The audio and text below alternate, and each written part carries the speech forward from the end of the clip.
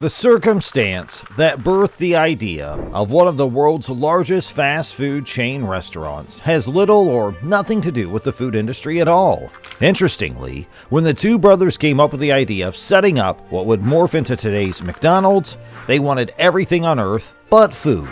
The story of McDonald's yet again underscores the thrilling uncertainties and dynamics of the journey of life. In 1930, two brothers from the small town of San Bernardino in the southern region of California resolved against all odds to make a fortune for themselves. Not only did the brothers miss out on an absolute fortune, but their entire legacy was also erased from McDonald's history for decades. This is the untold true story of the rise of McDonald's.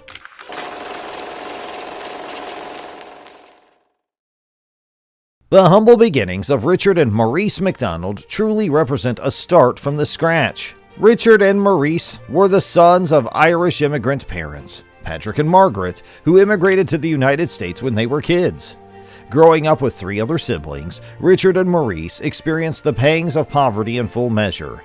To make the already ugly matters worse, their father, Patrick, was laid off from his job on account of being too old and fragile to perform effectively at work. Patrick's joblessness further exacerbated the financial crisis in the family, such that the McDonald's could barely make ends meet. Things moved from bad to worse. The grim penury that surrounded their family became a propelling force for Richard and Maurice, who were determined to lead a better life. The McDonald brothers vowed to attain financial independence at all costs. They set a goal of becoming millionaires before turning 50, the very age at which their father got laid off. In early 1930, the McDonald brothers decided to pursue a career in the film industry by joining Hollywood. Entering Hollywood with just their high school diplomas, they quickly landed a job in a movie studio as menial laborers. It took a few years for the brothers to realize that moving sets and performing handyman work wouldn't help them achieve their million-dollar dreams. Also, they are unlikely to become movie directors or producers due to their limited background. Moving on with a renewed commitment to their goals, they ventured into a different aspect of the movie business. The McDonald brothers put their entire savings into running a 750-feet movie theater 20 miles outside Los Angeles. A snack bar was attached to the theater as a point of refreshment for the audience. It wasn't long before fate struck again. Their new venture soon ran into a problem that rendered it impracticable. The Great Depression began shortly after their launch, and they could not generate enough money to run the theater. It was during this period that the epiphany of their fortune struck their mind. The McDonald brothers discovered something that transformed their lives forever. Even while money was tight for most people, they somehow had a couple bucks to spare to buy a burger and a soda. This single realization marked the beginning of their success.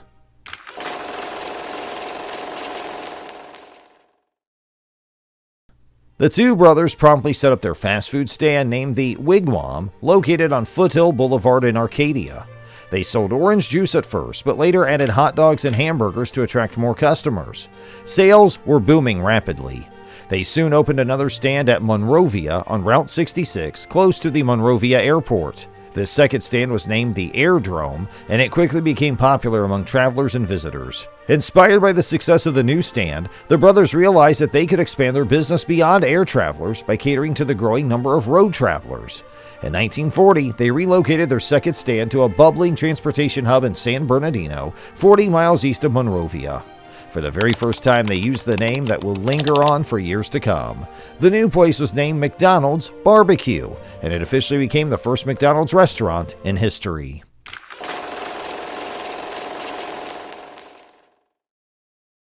The end of the Second World War brought a new current into society. There was a general rush to get over the horrific experience and rebuild the ruins of the war years. Things started moving at a faster pace than ever. In 1948, the brothers concluded that their system was way too slow to fulfill the customers' needs of getting fast food. They temporarily closed the stand and developed an innovative system for fast and efficient food preparation service. This enabled them to serve more customers in less time, using a lesser amount of staff. With this innovative, Speedy service system, the brothers set the precursor to the modern-day drive-thru service, now commonly known as McDrive, and it has proved to be a perfect fit for the rising demands in literal fast food. The brothers continue to intensify their efforts in giving their brand an outstanding identity. They did something spectacular that made their competitors struggle to keep up. One of the brothers, Richard McDonald, hired designer Stanley Meston, who designed the golden arches with neon trimming that would rise from the sides of the stand. They also created the first McDonald's mascot, named Speedy, and it was adopted as the logo.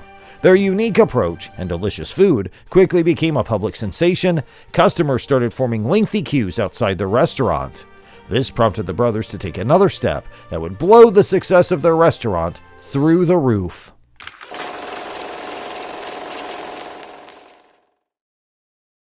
As customers continued to troop to McDonald's, one thing became clear to the brothers: their business has grown beyond what they could manage alone.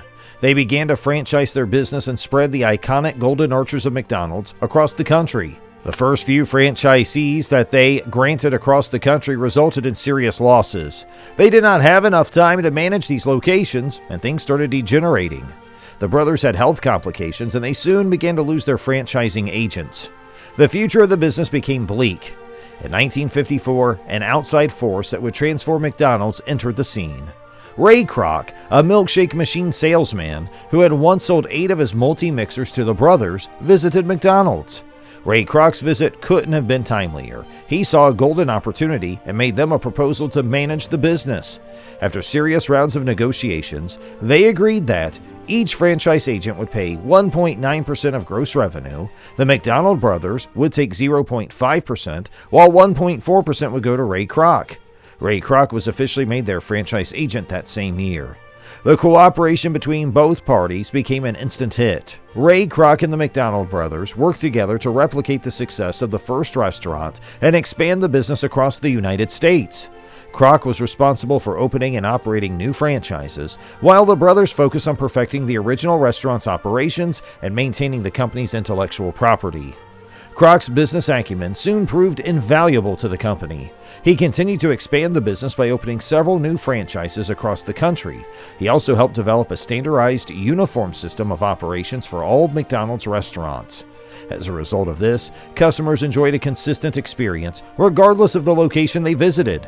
It wasn't long before the relationship between the McDonald brothers and Ray Kroc ran into a glitch that would completely redefine the future for the company.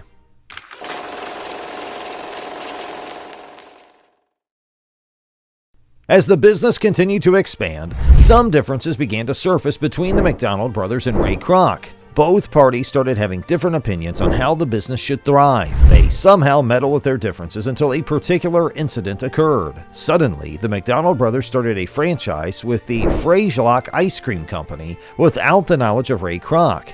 And this action did not sit well with Kroc, and it further worsened their already fragmented relationship.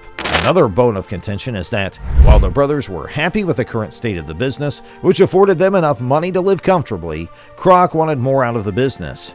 He had a vision to establish McDonald's worldwide. To pursue his vision of a global McDonald's restaurant, Kroc opted to buy out the brothers and secure complete ownership of McDonald's. Having grown tired of the business of managing McDonald's, the brothers were open to the idea of selling their ownership. They gave Kroc $2.7 million as the asking price, and this would net them around $1 million each after taxes. Realizing he could not afford such an amount, Kroc sought financial advice from Harry Sonnenborn, a man whom he referred to as a financial wizard. Sonnenborn saw the potential of the McDonald's franchise, and he agreed to raise the needed funds with Kroc to buy out the brothers. In 1961, the final acquisition of McDonald's was completed. The brothers managed to retain the ownership of the first McDonald's restaurant. Kroc claimed not to know about their continued operations, and he was furious. He had the brothers rename their restaurant since he owned the rights to the name McDonald's. To completely kick them out of business, Kroc opened a new branch of McDonald's a few blocks away from the brothers' restaurant. The brothers eventually gave up and shut down the first McDonald's restaurant in history. Having taken out the brothers from the picture, Kroc made some drastic changes. He replaced the chefs, remodeled the design of the structures, and changed the arch into the well-known M-shaped logo that is in use today. Probably driven by his anger toward the brothers, he elevated himself as the founder of McDonald's. Although many sources claimed otherwise, Kroc stated that he opened the first ever McDonald's restaurant in 1955 and erased the brothers' existence from McDonald's history.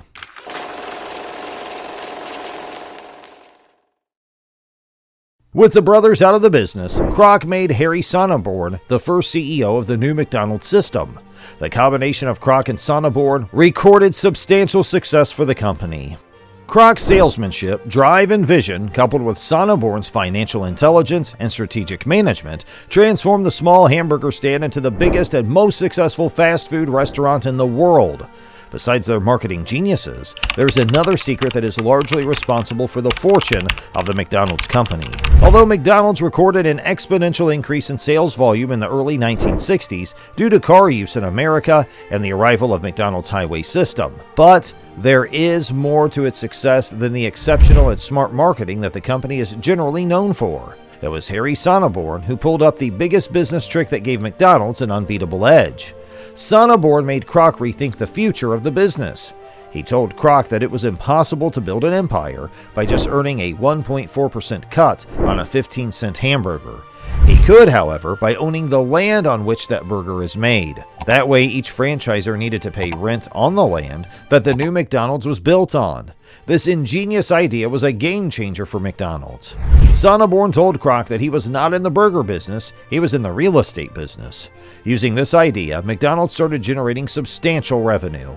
To this day, most people think that McDonald's makes most of its money by selling burgers and fries, but in reality, the big money comes from real estate. In 1967, the management of McDonald's took an interesting turn. Sonneborn and Kroc had some hard discussions about expanding McDonald's, which led to the resignation of Harry Sonneborn. Ray, still obsessed with his vision of a worldwide McDonald's, quickly made himself CEO and would go on to make changes that would further transform the company.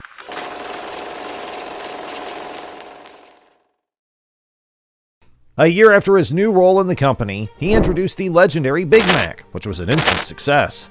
This led to a milestone of 5 billion hamburgers sold over the years. In 1977, McDonald's came up with a sophisticated marketing strategy to attract more children and their parents. The Happy Meal appeared on the menu. This unique combination of meals in an iconic box with a toy became a huge success. Due to this package, McDonald's gives away 1.5 billion toys yearly, which actually makes it the largest distributor of toys in the world. McDonald's continued to adapt to the new demands with innovative ideas like the Egg McMuffin and the McCafe.